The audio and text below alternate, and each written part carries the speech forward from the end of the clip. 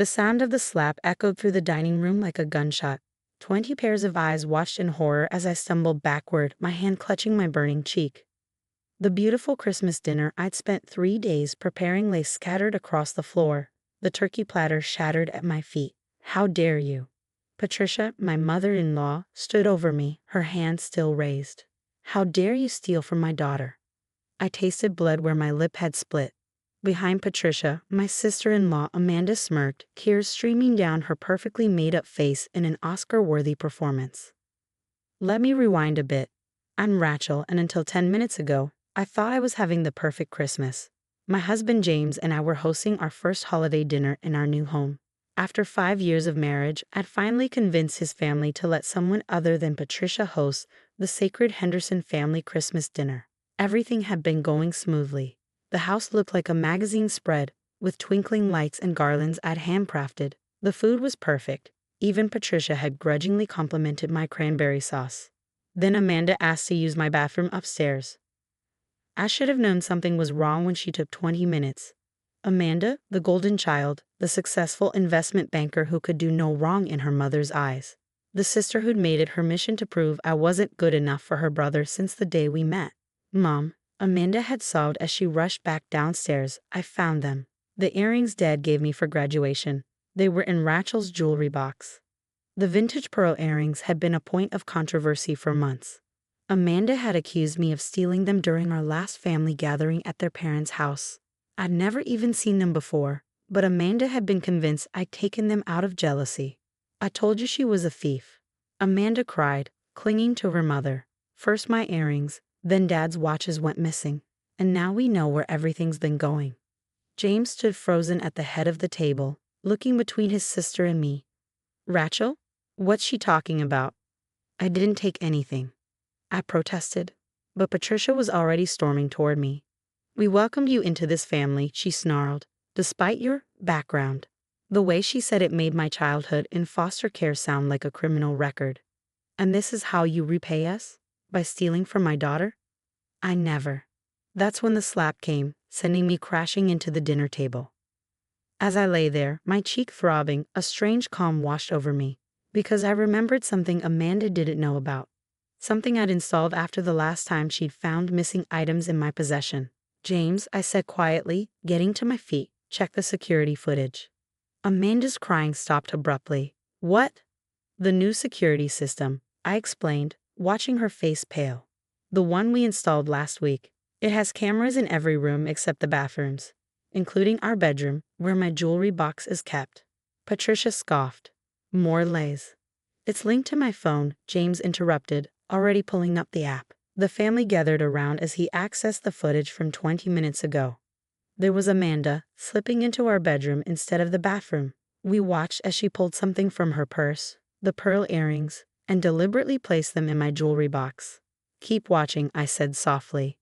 The footage showed Amanda opening her purse again, removing her father's missing Rolex, the one she'd accused me of stealing last month. She started to place it in my dresser drawer but hesitated, apparently deciding one piece of planted evidence was enough for today. The silence in the dining room was deafening. James's hands were shaking as he lowered the phone. "Amanda? Why?" I was just..." Amanda's perfect facade cracked.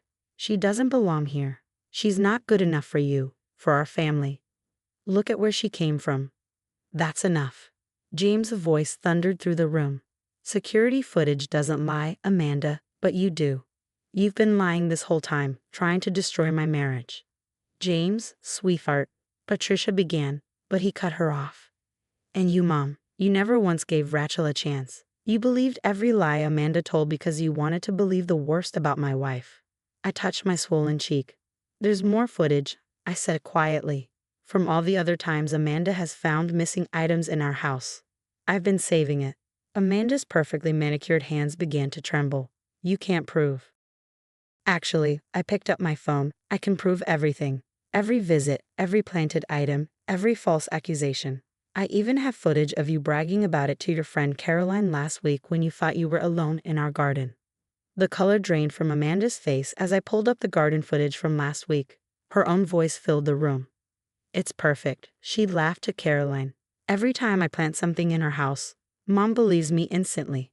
A few more incidents and James will have to see what trash she married. I mean, with her foster care background, who wouldn't believe she's a thief?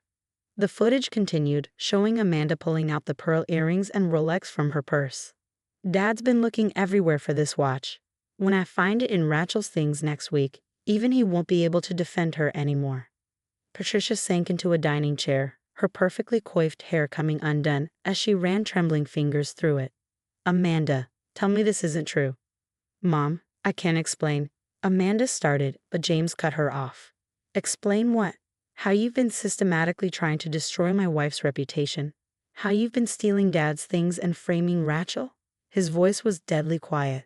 How you just made our mother assault my wife. Our father-in-law, Richard, who had been silently watching everything unfold, finally spoke. My Rolex, he said, his voice heavy with disappointment. The one your mother gave me on our 30th anniversary. You took it just to frame Rachel? Amanda's composure cracked completely. You don't understand. She's changed everything. Before she came along, we were perfect. James was going to join Dad's practice. I was going to help run the business side. We had everything planned. Your perfect plan, James spat. Not mine. Never mine. I wanted to be a pediatrician, not a plastic surgeon like Dad. Rachel supported that dream. You and Mom just couldn't accept it. I touched my husband's arm, feeling him trembling with rage. There's more, I said softly, scrolling through my phone. Messages between Amanda and Patricia, planning how to open James's eyes about me. Patricia stood up abruptly. You hacked my daughter's phone? No, I replied calmly. Amanda used our home Wi-Fi to send these messages. The security system logs all network activity. It's amazing what people say when they think nobody's watching. The messages appeared on my phone screen. Amanda, Mom, I found the perfect opportunity. Christmas dinner at their house. Patricia, are you sure this will work? Amanda, trust me. Once we expose her as a thief in front of the whole family, James will finally see what we've been telling him. The timestamps show the messages were from 3 weeks ago. You planned this, James said, his voice breaking. You actually planned to destroy our Christmas dinner, to humiliate my wife in our own home. Our cousins and aunts began quietly gathering their coats. Nobody wanted to witness the implosion of the Henderson family's perfect image. Uncle Robert, a police officer, lingered. Rachel, he said carefully, would you like to press charges? Assault and defamation, at minimum. We have video evidence of both.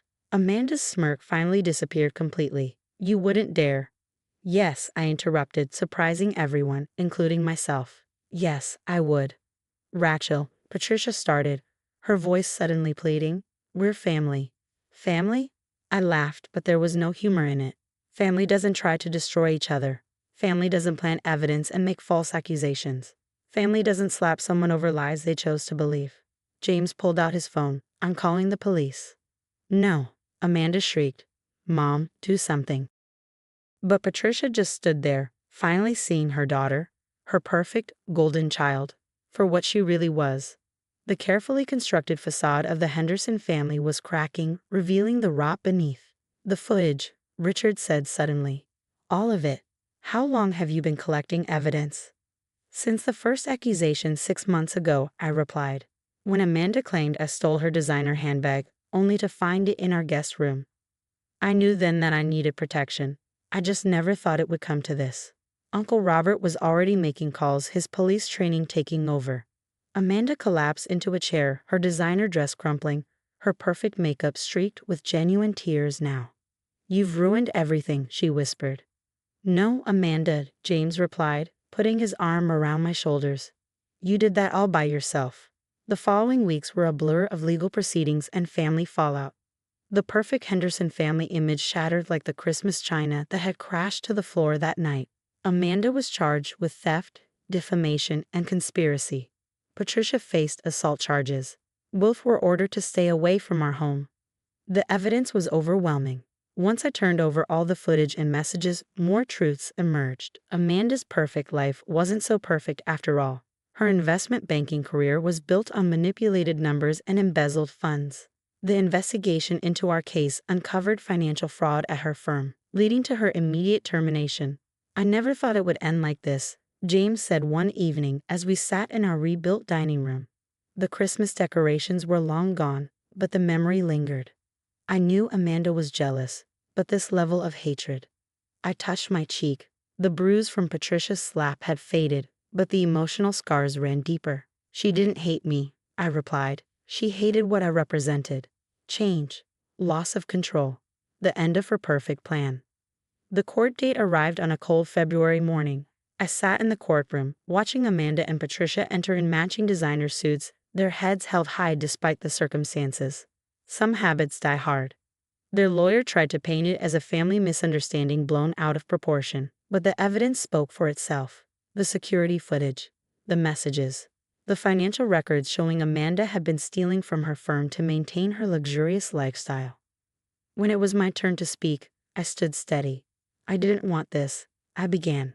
I installed those cameras for protection, hoping I'd never need them. I wanted to be part of this family, but not at the cost of my dignity or self-respect. Amanda's face remained stone cold, but Patricia's crumpled. For the first time, I saw regret in her eyes. The judge was unmoved by their tearful pleas. Amanda was sentenced to 5 years for her financial crimes, with additional penalties for the harassment and false accusations. Patricia received probation and mandatory counseling, plus a restraining order. As they were led away, Patricia turned to me. "I'm sorry," she whispered. "I was wrong." Richard, who had been silently supportive throughout the proceedings, approached us afterward. "I've been blind," he admitted, "to Amanda's behavior, to Patricia's enabling, to how we treated you, Rachel. I hope someday you can forgive us." James squeezed my hand. "That depends on a lot of things, Dad." In the months that followed, we rebuilt our lives. James's pediatric practice flourished, away from the shadow of his father's expectations. We moved to a new house in a different neighborhood, though I still kept all the security cameras. Some lessons you don't forget. Patricia wrote letters from her counseling sessions, finally acknowledging her role in enabling Amanda's behavior. Richard visited occasionally, working to rebuild his relationship with James. Amanda remained unrepentant in prison, her perfect world shattered by her own actions. 1 year later, I discovered I was pregnant. As I shared the news with James, I saw fear flicker across his face. What if we? He hesitated. What if we become like them? What if we can't break the cycle? I took his hand and placed it on my stomach. We're already breaking it. By choosing truth over appearance, love over control, real family over perfect facades. We did invite Richard to meet his granddaughter when she was born. He came alone, Patricia's restraining order still in effect. Watching him hold baby Sophie, tears streaming down his face, I saw a man changed by consequences. "She's beautiful," he whispered. "And I promise you both, I'll do better this time." Last week, we received notice that Amanda was up for early release. Her lawyer contacted us about lifting the restraining order. James and I sat up late discussing it. "She's still my sister," he said quietly, "but you and Sophie are my family." I thought about the security cameras still vigilantly recording our daily lives. They now captured Sophie's first steps, family dinners filled with genuine laughter, real moments of joy instead of orchestrated perfection. We'll keep the restraining order, I decided. Some bridges, once burned, shouldn't be rebuilt. The Henderson family's perfect image was gone forever, but in its place grew something real, something honest. James and I hosted new holiday dinners, creating traditions based on love rather than appearance. Sophie would grow up knowing that true family isn't about maintaining facades or controlling narratives. As I write this, my hand traces the long-faded mark on my cheek from that Christmas slap. It's a reminder that sometimes the worst moments in our lives lead us to the best decisions. The security cameras that caught Amanda's deception now record only happy memories, but they stay on. Because while forgiveness might be divine, wisdom is remembering why you needed protection in the first place. Some call it paranoid. I call it peace of mind. After all, the perfect family image nearly destroyed us. We'll take real love, scars and all, over perfect pretense any day.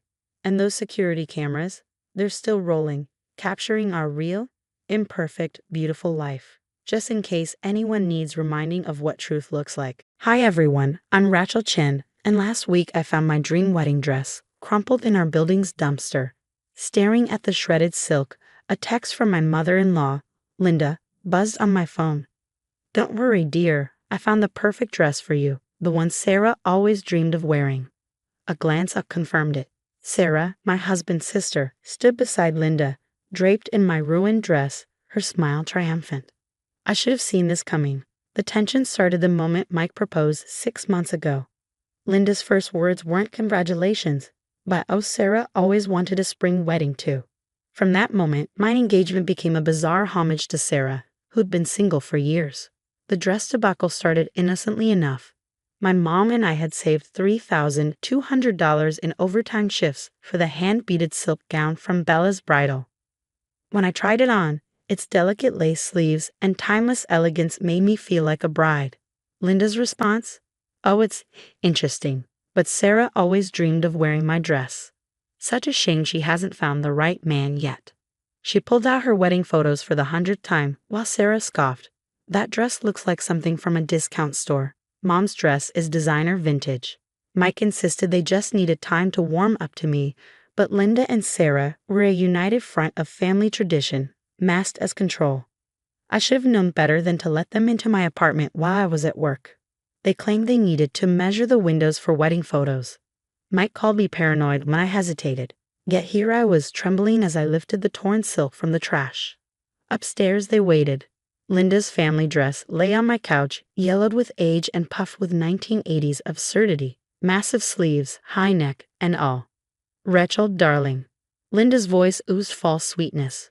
What timing. Sarah just tried on your dress, and it fits her perfectly. And now you get to wear my dress. It's tradition. Sarah smirked, spinning in my shredded gown. The beading was loose anyway. It looks better on me. Accidents happen. My phone buzzed. Mike calling. Linda snatched it. Mike, your sister looks breathtaking in Rachel's dress.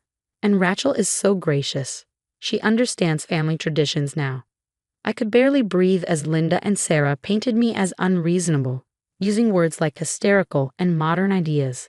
This wasn't just about a dress. It was a test of power, a push to break me until I fit their mold. But something in me snapped. Take off my dress, I said quietly, my voice steady. Linda's smile vanished. Don't be ungrateful. This is about family. Don't you want to belong? Not if it means being bullied and manipulated. I shot back. Mike deserves to know what really happened. Sarah sneered. Oh, he won't believe you. Mom already told him you've been acting out. What proof do you have? Looking at their smug faces, I realized I had a choice. Keep the peace or stand up for myself. My engagement ring felt heavy as I reached for my phone. I gripped my phone tightly, my hands shaking as I scrolled through my photos. No proof? I whispered, pulling up the security camera feed from my apartment hallway. Being a cybersecurity analyst had its perks. I'd installed the system after my laptop mysteriously disappeared during one of Linda's earlier visits. What are you doing? Sarah's voice wavered, the first crack in her confident facade. Getting proof, I said, my voice steadier now. The footage was crystal clear. Linda and Sarah dragging my wedding dress down the hallway, laughing as they stuffed it into garbage bags. I pressed send, copying Mike and his father, Robert, in the group text. You wouldn't dare, Linda hissed, her perfectly manicured hands clenching into fists. This is family business. Family doesn't destroy things that matter to each other. I countered, backing toward the door. And family doesn't lie. My phone buzzed with notifications. Mike was calling again, and this time I answered on speaker. Rachel? What's going on? Dad just showed me the video. Mike, honey. Linda cut in, her voice syrupy. Your father doesn't understand. Sarah's been so upset lately, and when she tried on Rachel's dress, she just lit up. We were just. You threw away my fiance's wedding dress? Mike's voice cracked with disbelief. Mom, what were you thinking? Mikey, you don't understand. Sarah suddenly burst into tears. Mom said Rachel agreed to swap dresses, she said. I said no such thing. I interrupted.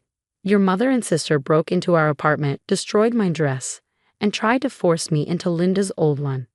They're here now, wearing what's left of my gown and acting like I'm the unreasonable one. The silence was deafening. Finally, Mike's voice cut through, tight with anger. Dad and I are coming over. Don't leave, any of you. Linda's face paled. Michael, there's no need for your father to get involved. Dad's already involved, Mike snapped. 20 minutes. After he hung up, the atmosphere grew thick with tension. Linda paced, muttering about ungrateful modern women, while Sarah sat on my couch in my ruined dress, mascara streaking her cheeks. I heard Robert's voice in the hallway before the door opened. Absolutely disgraceful.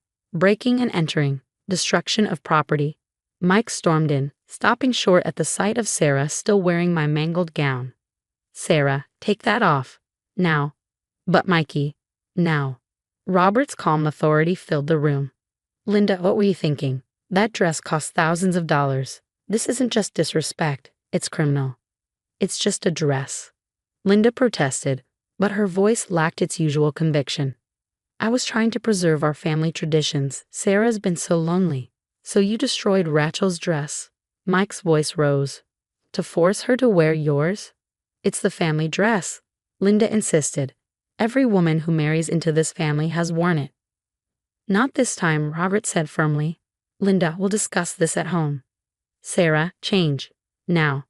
Sarah shuffled to the bathroom, my ruined dress draped over her arm. When she returned, she tried to hand it to me, but Mike intercepted it. We'll be sending you the bill, he said coldly. Robert nodded. And I'll make sure it's paid, Rachel. Linda, Sarah, let's go. We need to talk about boundaries and respect. Linda hesitated at the door. I was only trying to keep our traditions alive. One day, you'll understand. No, Mom, Mike said, his voice resolute. One day you'll understand that traditions don't excuse cruelty. Now leave. When they were gone, I collapsed onto the couch, emotionally drained. Mike sat beside me, holding my ruined dress gently.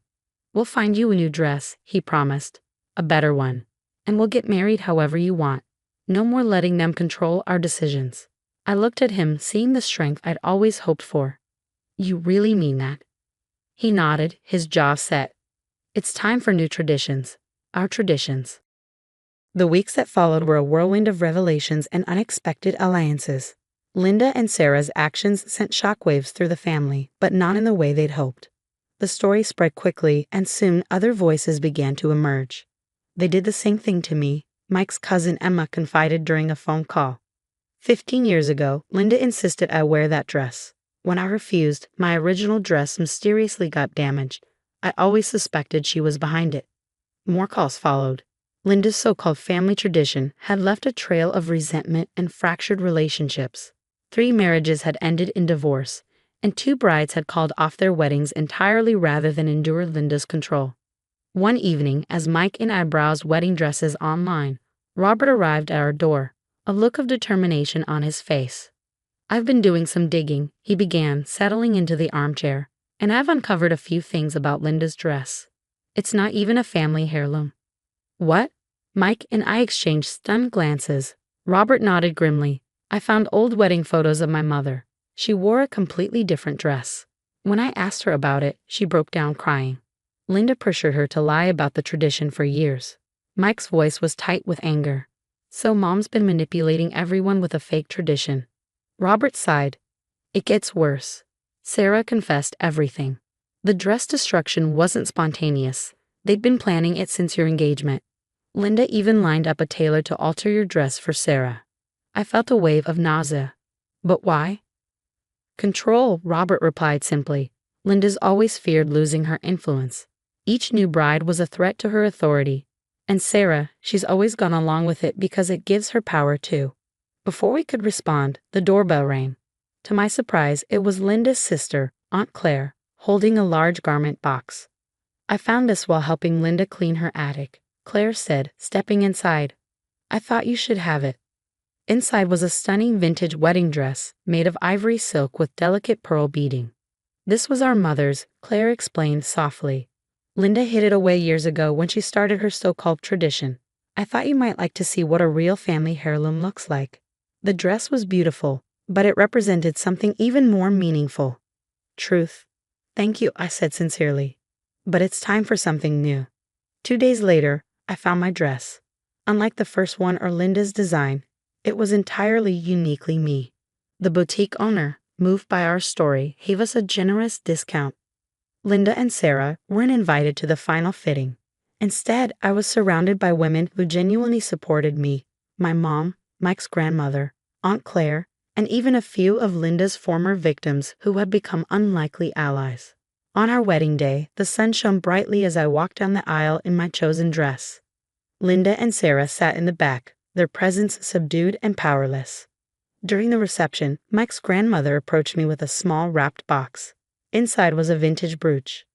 "This," she said with a knowing smile, "is a real family heirloom. Given with love, not demands." Later that night, as Mike and I swayed to our first dance, I noticed Linda and Sarah slipping out early. They looked smaller somehow, diminished without their usual weapons of manipulation. "Any regrets?" Mike whispered, holding me close. I looked around at the room filled with genuine joy, love, and a sense of new beginnings. "None," I replied. "Sometimes you have to break old traditions to build better ones." The ruined dress still hangs in my closet, not as a symbol of loss, but as a reminder. Standing up for yourself isn't easy, but it's always worth it. When people ask about our wedding story, I tell them the truth, not just about the dress, but about the power of breaking toxic cycles to create something better. After all, the best traditions are the ones built on love, not control. My name is Olivia Chen, and right now, I'm standing in the wreckage of my daughter Lily's first birthday party. The cake I meticulously ordered is smashed. The decorations I handpicked are in shreds, and Amanda, my sister-in-law, is hosting a Facebook Live to promote her new business venture. All of this chaos, of course, was masterminded by my mother-in-law, Eleanor, who swore she just wanted to help. I should have seen this coming. The red flags were everywhere from the moment I married David 3 years ago. Eleanor and Amanda had always treated our relationship like a temporary inconvenience. I still remember Amanda's smirk at our rehearsal dinner as she raised her glass. "Oh, you're actually going through with the wedding," she said, tapping her perfectly manicured nails against her wine glass. "How brave." Eleanor was subtler, though no less dismissive. "David needs a strong woman," she'd say, her gaze sliding past me like I wasn't even there. "Someone who understands family values." It didn't matter that I built a thriving interior design business from the ground up. In their world, success wasn't about hard work, it was about pedigree and connections. When I became pregnant with Lily, I hoped things would change. They didn't. Amanda sent a generic congrats text 3 days after the announcement. Eleanor arrived at the hospital for a quick photo op, holding Lily just long enough to snap a picture for social media before rushing off to a charity board meeting. Still, I was determined to make Lily's first birthday unforgettable. I spent weeks planning every detail: a custom cake from Sweet Dreams Bakery, handmade decorations, and a color palette of soft pinks and golds. David thought I was overdoing it, but I wanted it to be perfect. Then Eleanor called. "Sweetheart," she said, her voice syrupy sweet. "Amanda and I were just talking about Lily's party. You must be so overwhelmed with everything. Why don't you let us help? We have some wonderful ideas." I hesitated. From the couch, David gave me an encouraging look that made my stomach knot.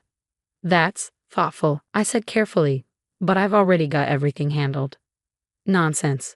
What kind of grandmother would I be if I didn't help? Amanda's event planning network has access to the best vendors. We could make this so much more elegant." Event planning network. Right. Amanda had called herself an event planner ever since organizing a single charity auction last year. Meanwhile, I'd designed high-end event spaces for actual clients. But of course, that didn't count. "Mom's right, Liv," David chimed in. "They just want to help. What's the harm?" The harm? I wanted to scream. Did he not remember our wedding, when Amanda conveniently forgot to include me in the family photos? Or Christmas dinner, when Eleanor served everyone except me because she thought I was watching my figure. But instead of arguing, I gave in. "Fine," I said tightly. "They can help with setup on the day." Biggest mistake of my life. The morning of Lily's party, I arrived early at the venue, a charming converted farmhouse with a picturesque garden. My heart sank when I saw Eleanor's Mercedes already parked out front. Inside, the scene was a nightmare. My carefully chosen decorations were gone, replaced with tacky banners featuring Amanda's new company logo. Strangers in business attire mingled where my close friends and family were supposed to be. "What's going on?" I demanded, clutching Lily tightly. Eleanor appeared, beaming. "Oh, Olivia, perfect timing. Amanda's launching her event planning company, AITA Affairs. Isn't it fabulous? We thought this would be the perfect opportunity to announce it. All the right people are here. What? I stared in disbelief as Amanda strutted over, directing two men I'd never seen before. She gestured toward the new centerpiece of the room, a towering metallic cake emblazoned with her logo. We had to replace the original cake. Yours wouldn't have photographed well. Trust me, this one's much more sophisticated. I'm the professional after all. My throat tightened as I looked around, my vision blurring. This wasn't a birthday party anymore, it was a business launch. My daughter's milestone had been hijacked, and as I stood there, holding Lily, the full weight of their disregard hit me. This was just the beginning. They weren't just testing my patience anymore. They were testing my marriage, my dignity, and my ability to fight back. And for the first time, I realized I was going to have to stand up for myself in ways I never had before. My hands trembled as more strangers flooded into what should have been my daughter Lily's special day. I clutched her tighter, my chest tightening as the party I planned so carefully unraveled before my eyes. David finally arrived, his eyes lighting up as he took in the transformed venue. Wow, Mom and Amanda really went all out, he said, completely oblivious to my distress. David, this isn't Lily's party anymore, I whispered, my voice trembling. Look around. They've turned it into a business launch. Before he could answer, Eleanor swooped in, her smile polished to perfection. David, darling, come meet the Andersons. They're on the country club board. Amanda's hoping to secure their gala contract. She ushered him away before I could say another word, leaving me alone with a fussing Lily as camera flashes lit up the room. Amanda had hired a professional photographer to document the day, not for Lily's birthday, but for her company's social media debut. My carefully scheduled events, Lily's cake cutting, her first attempt at unwrapping presents, had been completely ignored. Ladies and gentlemen, Amanda's voice rang out, cutting through the murmur of the crowd. She stood on a chair, holding a champagne flute. Thank you all for joining us for this very special event. While we're here celebrating my niece's birthday, she gestured vaguely in our direction without even looking at Lily. I'm thrilled to announce the official launch of AITA Affairs, your premier luxury event planning service. Applause erupted, drowning out Lily's cries. She buried her face in my shoulder, overwhelmed by the noise and unfamiliar faces. Desperate to comfort her, I headed toward the quiet room I'd specifically arranged for overstimulated children, only to find a sign on the door, VIP Networking Lounge, closed to guests. Perhaps you should take her home if she's going to be fussy, Eleanor suggested loudly, her voice dripping with condescension. We wouldn't want her to disrupt Amanda's presentation. Presentation, I echoed, incredulous. Oh, just a little PowerPoint, Amanda chimed in, smirking, showcasing my previous work, like the Peterson's charity auction. You remember that one, Olivia? The event you wanted to design but couldn't handle. My cheeks burned. I had declined that job because I'd been on bed rest during my pregnancy with Lily. Amanda had swooped in, using my contacts to land a contract. David, I pleaded, finding him at the bar. Please do something. This is Lily's day. He shifted uncomfortably. They did put a lot of effort into this, Liv. And Mom's right, maybe Lily would be happier at home. She's too young to remember this anyway. My breath caught as I saw Eleanor slip something into Amanda's hand, my phone. They must have taken it from my purse while I was distracted. Amanda scrolled through my client list, her face lighting up. You'll never guess who just signed with AITA Affairs, Amanda announced gleefully to her Facebook Live audience. The Richardsons. Yes, the Richardsons, who are redecorating their estate. The room spun. The Richardsons were my clients. I'd spent months designing their project, and now Amanda was claiming them as her own. What a perfect birthday gift for my niece. Amanda continued, her smile sharp, knowing her auntie's business is already thriving. Oh, and I'm excited to announce AITA Affairs will now offer interior design services. My heart sank. This wasn't just about hijacking Lily's party. They were stealing my clients, my business model, and my reputation, all while my daughter cried in my arms. Desperate to salvage something, I slipped away to the kitchen, hoping to retrieve Lily's original cake. But when I opened the door, I froze.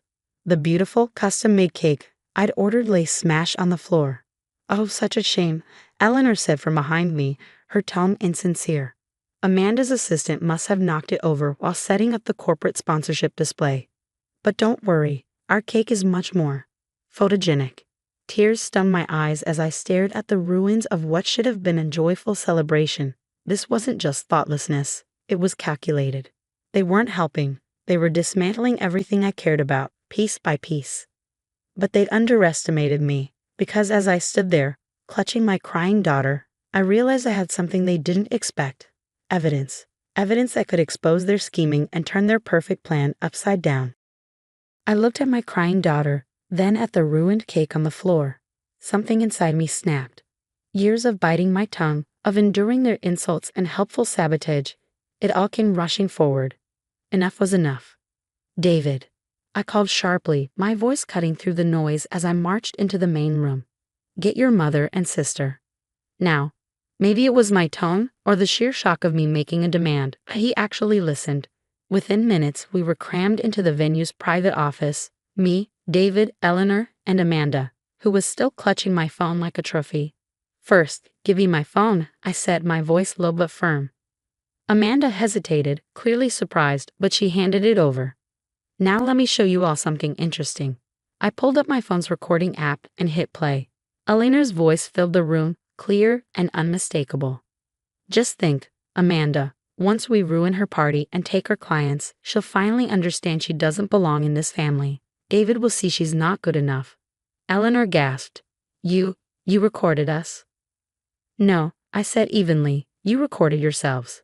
When you took my phone to steal my client list, you accidentally triggered my business call recording app. Funny how karma works, isn't it? David's face went pale as he stared at his mother and sister. Mom, Amanda, please tell me this isn't true.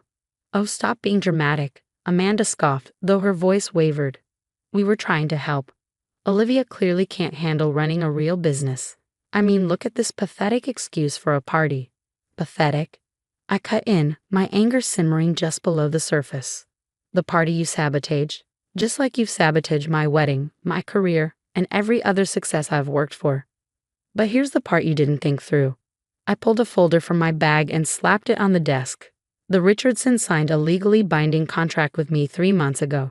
So when you announced their partnership with Elite Affairs on Facebook Live, you committed fraud. In front of witnesses. Eleanor's composure faltered. You wouldn't dare make a scene. Watch me, I said, heading for the door. Either you go out there and admit the truth, or I'll let my lawyer handle this. And believe me, they'll enjoy untangling your little stunt. David, Eleanor pleaded, turning to her son. Are you really going to let her do this to us? David looked at me, then at the recording still playing on my phone. His voice was quiet but firm. Yes, Mom, I am, because Olivia's right. This is Lily's birthday, and you've turned it into a circus. What happened next was as satisfying as it was chaotic. Eleanor and Amanda were forced to issue a public apology, stumbling through a humiliating retraction about the misunderstanding regarding the business announcement. Their guests, potential clients, and board members left in droves, realizing they'd been lured under false pretenses. Meanwhile, the staff, who'd overheard everything, retrieved Lily's cake from the back room, where they'd hidden it to protect it from Eleanor's upgrades. It wasn't picture perfect, but it was hers. And as Lily clapped her hands and giggled while smashing a slice of cake, I knew I'd made the right choice. David leaned close, his voice heavy with regret. I'm sorry, Liv. I should have seen what they were doing sooner. Yes, I said simply, you should have. But now you do. And things are going to change. In the weeks that followed, those changes became clear. Eleanor and Amanda's social standing took a nosedive. Turns out, people don't appreciate being manipulated for a fake business launch. My design firm, on the other hand, thrived, and as for David and me, we started marriage counseling, rebuilding trust, and setting firm boundaries. No more uninvited help. No more undermining. No more pretending everything was fine. Eleanor and Amanda weren't happy, of course, but they didn't have much choice.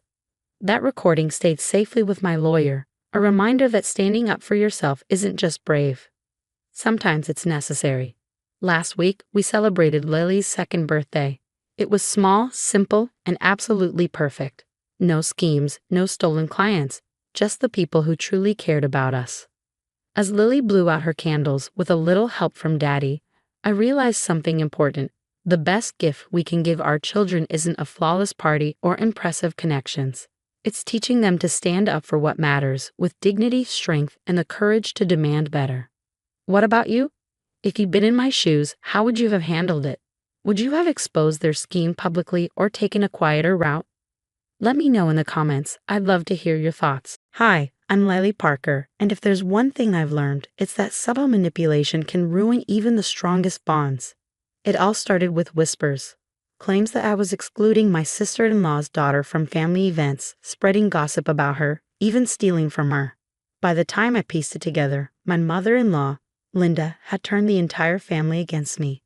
Looking back, the warning signs were there from the moment I married David 2 years ago. His sister Emma was the golden child. Linda adored her. Emma, the successful real estate agent with her perfect house, her designer wardrobe, and her endless string of accolades. "Oh, Emma, darling, that blazer is divine," Linda would gush during family dinners. Then, with a saccharine smile, she'd add, "Lily, you really should take some tips from Emma. She has such impeccable taste." I'd nod and force a smile, knowing my teacher's salary didn't stretch to luxury brands. The first major blow came during Thanksgiving last year, my first attempt at hosting the Parker family traditions. Everything was going smoothly, until Emma arrived, late and dramatically flustered, as always. "Mom," she said with that honey-sweet tone that always set my nerves on edge, "did you know Lily didn't invite me to her girls' lunch last weekend?" I had to find out through cousin Sarah's Instagram story. My heart stopped. "What lunch? I didn't plan any." "Oh, Lily," Linda interrupted with a heavy sigh. "Emma's been so lonely since her breakup. How could you leave her out like that?" I started to explain, but Emma, ever the actress, was already dabbing her eyes. "I just want to feel included," she whispered tearfully. "I thought we were supposed to be sisters." David squeezed my hand under the table. "Lils, maybe try harder with Emma." It hit me then. Emma wasn't just playing the victim. She was orchestrating these moments, crafting scenarios to undermine me. That girl's lunch? It was a faculty meeting at a cafe. Sarah, who happened to be there with her kids, had posted a picture that Emma conveniently twisted into a slight. Things escalated. Items began disappearing from Emma's home: an expensive lipstick, a designer scarf, a pair of earrings, only to resurface in my belongings. "I'm sure it's just a mix-up," Emma would say, ever so graciously, while Linda cast disapproving glances my way. Lily probably admired them and forgot to mention borrowing them. Then came the lies, claims that I was bad-mouthing Emma, sabotaging her real estate deals, even spreading gossip about her failed engagement. Each story was perfectly calculated to cast doubt, and it worked. "I don't know what to believe," David admitted one night after yet another tense family gathering. "Emma's always been honest, but you're my wife." The betrayal in his words cut deeper than any of Emma's schemes. "You think I'd do these things?" I asked, my voice trembling. He sighed, looking torn.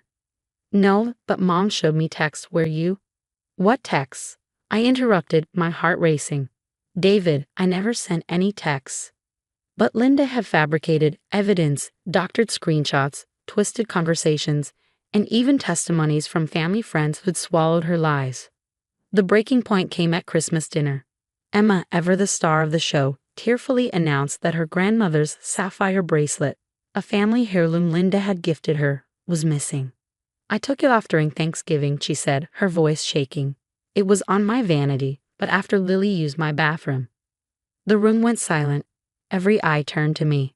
"Lily," Linda said with a pointed look, "if you return the bracelet, we'll move past this." I stood, my chair scraping loudly against the floor. "I never touched that bracelet, and I'm done with this charade." Emma leaned closer to Linda, her voice a stage whisper. "See how defensive she gets. Just like when she was caught snooping in my closet last month." I scanned the room, at David's uncertain expression, Linda's thinly veiled satisfaction, and Emma's flawless mask of innocence. In their eyes, I was already guilty. But they underestimated me. For months, I'd been documenting everything: the lies, the missing items, the manipulations. They thought I was cornered, but I wasn't. Emma and Linda were about to learn that even the quietest ones can fight back when pushed too far. I sat in my car outside the Parker family home, tears streaking my face. The Christmas dinner fiasco had been the final straw. My phone buzzed on the passenger seat, another group message from Linda lighting up the screen. I hate to share this, but we need to discuss Lily's concerning behavior. First the stealing, and now this. Attached was a photo of Emma's bathroom vanity. Drawers yanked open, contents scattered. My stomach twisted. I hadn't stepped foot in Emma's house in weeks. My hands gripped the steering wheel, trembling with anger. But instead of breaking down again, I made a decision. I wasn't going to let them destroy me. That night, I called my best friend Kate, who worked in digital forensics. Those text screenshots Linda's been parading around. Kate said after a thorough review, they're fake. The timestamp format doesn't match real iPhone messages. It's from a text generator app. With that revelation, I started building my case. I documented everything, every accusation, every conveniently missing item, every staged scenario. I even installed security cameras in my home after Emma somehow found her missing designer sunglasses in our guest room, despite neither David nor I being home at the time. Then came the turning point. During a family brunch, I left my phone recording on the table while I helped in the kitchen. Later, I reviewed the footage and there it was, Emma slipping something into my purse. That something turned out to be her mother's expensive perfume, an item she later claimed was stolen. I really don't want to accuse Lily, Emma had said at the table, her voice quivering with Fox's concern, but maybe she just can't help herself. This time, I was ready. Actually, I said, interrupting her performance, I have something you all need to see. I pulled out my phone and played the video. The room fell silent as Emma's face turned ghostly pale. Linda jumped to her defense almost immediately. She was probably just returning it after finding it in your bag. Linda said, her voice sharp. Really? I replied calmly. Then I'm sure you won't mind if I show the footage from last week, when Emma claimed I stole her bracelet. I brought up another recording, this one from our home security camera. It showed Emma sneaking into our house using the spare key David had given her for emergencies. She'd planted the bracelet behind our dresser herself, preparing for yet another dramatic accusation. Linda gasped, clutching her pearls. You've been recording us? How dare you spy on family? Family doesn't set each other up. I shot back. And if you're upset about that, you're really not going to like what's next. I pulled out a folder thick with evidence. Here are the real text logs, I said, showing Emma coordinating with you, Linda, to fabricate those fake screenshots. Here's a timeline of every incident you blamed on me, complete with proof I wasn't even there. And here's a credit report showing the card Emma opened in my name. Yes, I know about that too. David, who had been silent until now, finally spoke. Mom? Emma, his voice cracked. What is this? Emma's usual tears began to flow, but for once, they weren't having their intended effect. I don't understand, David said, turning to her. Why would you do this? Because she's jealous, I said, my voice steady. Aren't you, Emma? Ever since your engagement fell apart, you've been miserable watching your brother in a happy marriage. And Linda, you've never thought anyone was good enough for your son, have you? Linda's face darkened. Everything I've done has been to protect this family. No, David said, standing, his voice firm. Everything you've done has been to control this family. And I let you hurt my wife. The room was silent except for Emma's genuine sobs. My hands stopped trembling as I stood, gathering my folder. I'm filing for a restraining order, I said calmly, against both of you. And I've already reported the fraudulent credit card, Emma. You can't do this, Linda sputtered. We're family. I looked at her, unflinching. Family doesn't destroy each other. And this? The weeks after my revelation were pure chaos. Linda went into overdrive, launching a campaign to paint me as the villain. She claimed I had manufactured evidence to tear apart her perfect family. But her words no longer held the power they once did. The truth had finally begun to unravel her carefully constructed web. One evening, as David and I sat together, I laid out my plan. I've invited the whole family for dinner next Saturday, I said, including your Aunt Rebecca. David's brow furrowed. Rebecca? Mom's sister who's been cut off from the family for years. The very same, I replied with a knowing smile. I thought back to my phone call with Rebecca, who'd been living in London since her abrupt departure a decade ago.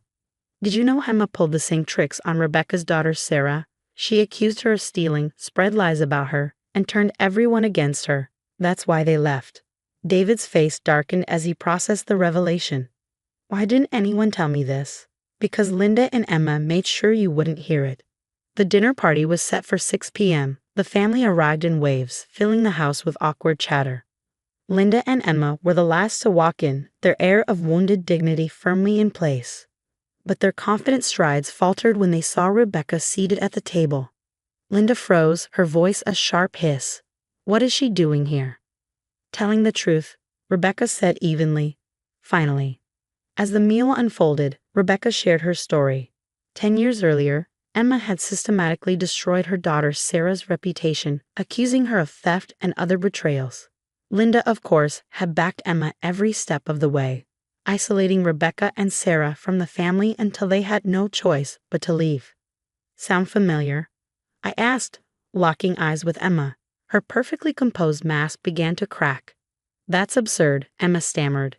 Sarah was stealing. Like this? I interrupted, pulling out her grandmother's sapphire bracelet, the one Emma had accused me of stealing. I found it in your desk drawer at work. Your assistant was more than willing to help me uncover the truth. The room erupted into chaos. Family members began sharing their own experiences, buried stories of Emma's manipulations, and Linda's enabling finally coming to light. Cousins spoke of being ostracized, friends alienated, all following the same pattern. When the noise settled, I stood and addressed the room. Here's my proposition. Either you both admit everything to everyone, or I take this evidence to the police. The credit card fraud alone would make for very interesting headlines. Linda's face went pale. You wouldn't dare. Think of the family name. Rebecca scoffed. Like you thought of it when you destroyed other people's lives. Finally, Emma cracked. Fine, she screamed. Yes, I did it. I set you up, planted things, faked messages. I couldn't stand watching you have everything I lost. And Mom helped because she's never thought you were good enough for David anyway. The confession was a tipping point. Family members who'd stayed silent for years now found their voices, condemning the toxic duo. Linda and Emma's house of cards collapsed under the weight of the truth. In the aftermath, Linda and Emma were cut off from the family, a poetic taste of their own medicine. David and I moved to a new home across town, determined to build a fresh start grounded in boundaries and honesty. Rebecca and Sarah returned from London, reconnecting with family members who now understood the truth. A week ago, I received a letter from Emma. An apology, perhaps? I haven't opened it yet. Some wounds take time to heal, and I'm learning that forgiveness doesn't always mean reconciliation. Recently, David asked me if I regretted marrying into his complicated family. I thought about the strength I'd discovered, the truth I'd unearthed, and the justice that had been served. No regrets, I told him. Sometimes you have to weather the storm to find your strength. The perfect daughter's mask had shattered.